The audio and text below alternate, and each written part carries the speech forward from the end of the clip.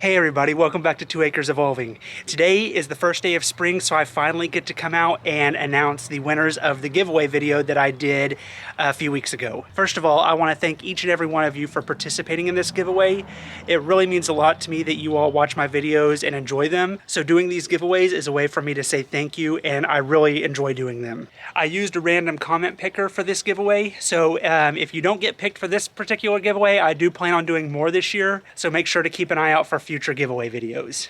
But the winners for this giveaway are Morgan's Happy Place, Danielle H, Siren, and Marie's Place. Congratulations to the 4 of you, and thank you all again for participating in this giveaway. I have commented down below each of your comments with details on how to get your information to get these Visa cards sent to you.